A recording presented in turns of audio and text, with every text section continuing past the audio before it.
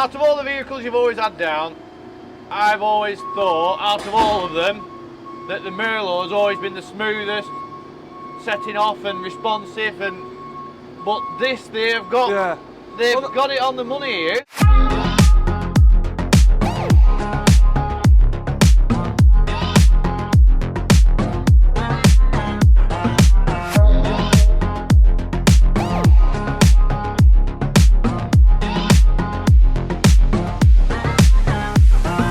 Ladies and gentlemen, here we are once again with another review from us. This time it is the JCB 530/60 Loadall, and from the off, got to say, we are already looking forward to this, because if you cast your minds back, I think it was a couple of years ago that we tested three similar sort of capacity telehandlers. So a couple of years ago we had the slightly bigger brother to this, which was the 532/60. We also had the farm's own Merlot, which is the 33.7, and we had the Manitou 630. So like I say, all sort of roughly similar sort of capacity machines. They've got that 3-ton lift capacity and they've got about that 6-metre reach. Now at the time it was great to try out all three and sort of compare them, sort of kind of side by side. However, the JCB, that 532/60, is just a slightly bulkier machine in terms of its external dimensions compared to the Merlot and the Manitou. We just thought it'd be great if we had a machine that had the same sort of lift capacity and the sort of same reach, but in a slightly smaller frame. Well, our wishes have been answered with this new JCB 530/60 Agri Super. So you could say this kind of completes our trilogy.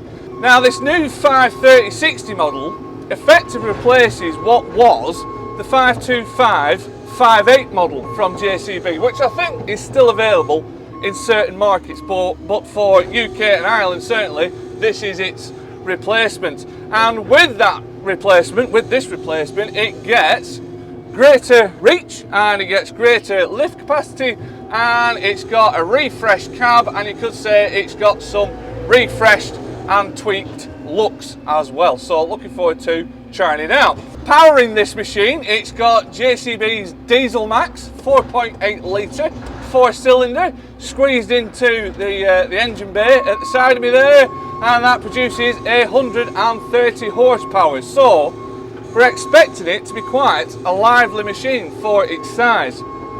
Transmission wise, it is fully hydrostatic.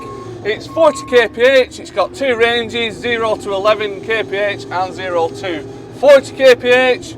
And powering the hydraulics, it has got a 97 litre per minute gear pump. And then those all important dimensions for a compact machine like this, it's got an overall width of 2.12 metres and an overall height of 2.14 metres, but that is on these 24-inch wheels. Obviously those figures go down a bit if you spec it on the optional 20-inch wheels. As ever, if you are watching this on one of our social media channels, unfortunately for you guys, this little teaser video will run out shortly, but fear not, head on over to that there LandPowerTV.com for the full review of this machine. There's no adverts getting in the way or anything like that, and you can make your own playlist and enjoy the rest of our offerings on that there LandPowerTV.com. Also, as ever, massive thank you to all our sponsors. If you can do so, go and check those guys out as well. And wherever you are watching this, you know, if you can give us a like, give us a share, give us a follow, and more importantly, subscribe, that would be absolutely awesome. So on with this review then, and we've got quite a bit coming up for you. So the first part of the review, I'm basically going to kind of go through some of the features and functions and tell you a few bits that I found, and then we're going to hand it over to our tame dairy and beef farmer Andrew, who's going to put it through his paces, doing his daily jobs. We're going to see what he thinks, and then towards the end of the episode, hopefully, fingers crossed, we're going to do a little bit of a comparison between this and Andrew's own Merlot 33.7. We're going to stick them side by side and we're just going to purely black and white differences. So that should be quite interesting. So, all that coming up. In the meantime, let's crack on.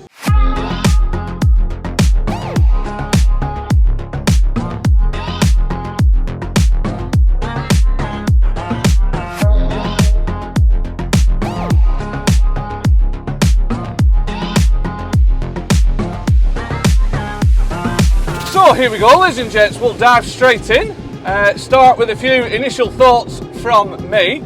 And if you've ever driven JCBs before, you may recognise this cab, particularly the cab frame, which I think has been around for quite a while now.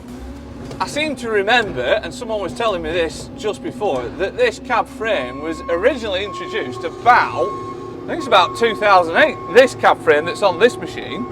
With this being the compact machine, it doesn't get the lovely new Series 3 cab that's on the bigger machines that was on that 53260 that we tried out. So you don't get that cab, so you've got to make do with this slightly older frame cab, you might say. But what they've done, they've sprinkled a few of those Series 3 touches onto this cab. So you'll find it's got yellow grab handles, it's got a foldable grab handle to the left of me there, it just helps access getting in and out. It's got a slightly smaller steering wheel. Again, you know, once that's folded out the way, it does make it slightly easier to get in and out of the machine. But really, in terms of overall layout, that really hasn't changed a great deal.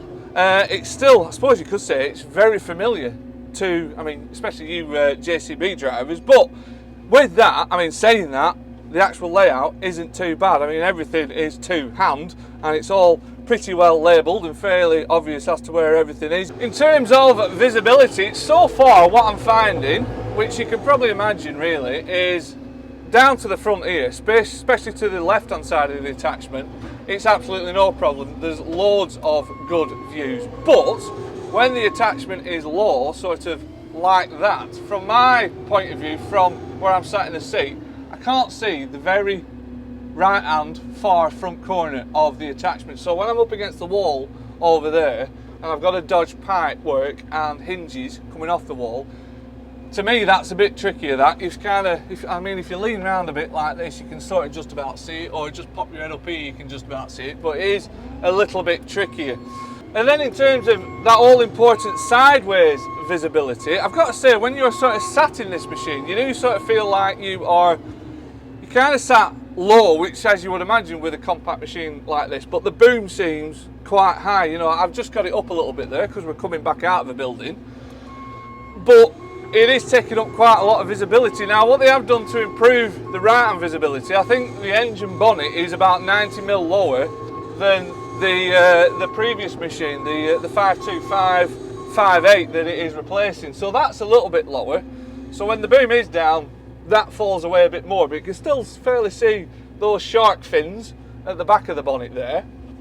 But then when you get round to the rear right hand corner, that's actually pretty good, because a lot of other telehandlers, they have a massive stack, a massive exhaust popping up out the back there, and JCB's managed to keep all that contained within the engine bay. So right rear visibility is pretty good on this machine. I'd say comfort wise,